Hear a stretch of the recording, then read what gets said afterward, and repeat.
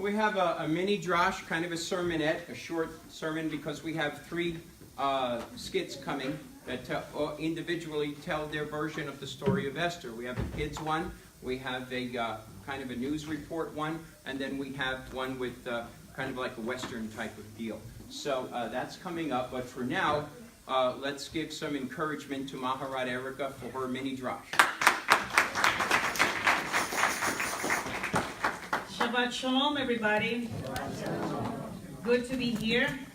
I hope you enjoyed your Purim. If you celebrated Purim on Wednesday night, if you fasted on Wednesday day, Baruch Hashem, I did, and my son was a joy to put his, to wear his costume, his Batman outfit, and just to see his face. And just I want to share something very funny. So he's wearing his Batman outfit, and all of a sudden he takes his mask off, and he says to me, and I said to him, "Hey, Batman, what happened? Why are you taking your mask off?" And he looked at me and says, "I'm Bruce Wayne." Anyway, just the joy. This is the holiday where we rejoice, when we can see once again Hashem's miracles in our lives. And this is an example of how Esther just trusts and relied on him and Hashem, and she didn't care. She could care, but she just went for it, because she knew there was something bigger when you trust in him. And this is a letter from Queen Esther. The scene is the bedchamber of Queen Esther on the night before she attempts to approach the king's throne uninvited. The following letter by Bonnie Wilkes is fictitious, yet might well express some of Esther's sentiments from the background of a Jew, an exile, and an adopted child. She's penning a letter to be sent to her former guardian, mentor, and cousin, Mordecai. My dearest uncle Mordecai, tomorrow I will enter the throne room of the king. Though the hand I write with is unsteady, my soul is at repose. I know I must not delay. I know I must do what is right. Even though Ahasuerus has not summoned me, for many days I understand the urgency of my mission. I must do what I must do. So for the good of our people, I will make this uninvited approach for an audience. You have taught me to trust in our God. And yet, my heart is racing. I feel faint. I suppose the fact that I have been fasting for 3 days might be cause for my physical state. You told me that fasting is a necessary way of yielding oneself to Hashem, a way of drawing closer to the Almighty One. And it is with that knowledge that I wish to share my thoughts with you. You have always listened, and I needed an ear, and I need that so much from you right now.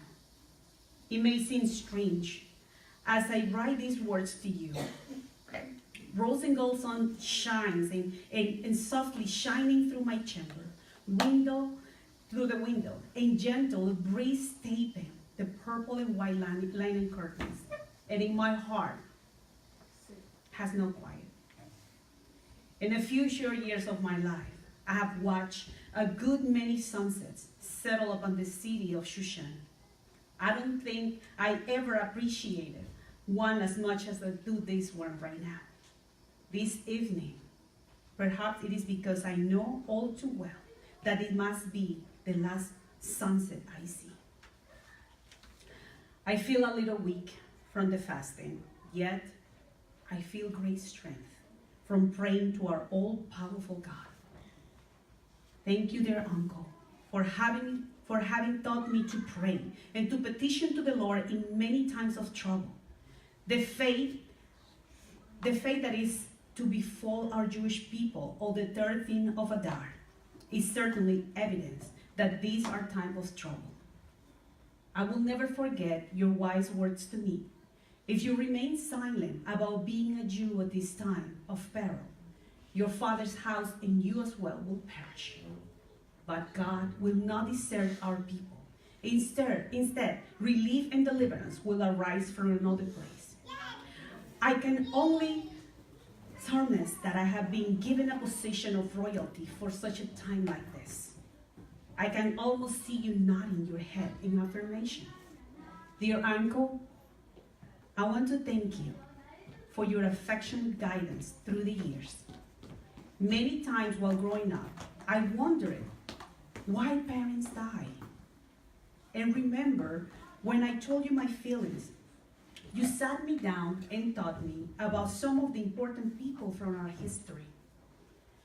You read to me about Moses, our deliverer, who was raised without father and mother in the hidden courts of Pharaoh.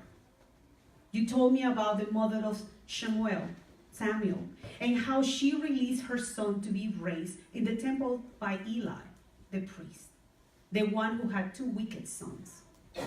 And you told me of the events of the life of Joseph, who was taken away from his parents in his teenage years and knew rejection and slavery in a foreign land.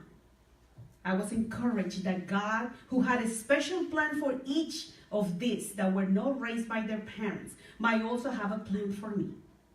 Not only that, but I remember your words. My child, you will discover that if you cling to the God of Moses, Shmuel, and Joseph, God will be faithful and keep you away from any trouble. I wanted to write you so you know that I'm clinging fast to God, Uncle Mordecai. And it has not been until this moment that I have begun to have a glimpse of his plans for my life. You told me I was born for a special task, but I could not see it before now. Yet all things in my life have been working together for good to bring me to these very days and place. Thank you for being my guardian and for preparing me and instructing me for this day. I see now how God has always been working in my life, and I truly am grateful for his plans. His plans are perfect. Perhaps tomorrow the king will revoke the edict. Perhaps our people will be spared. Perhaps we will see many more beautiful sunsets over Shushan.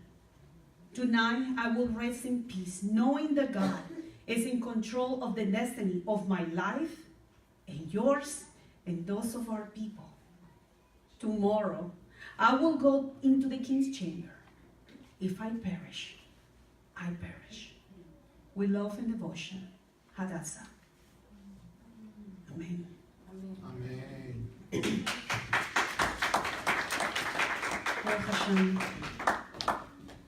We can see Esther as our deliverer.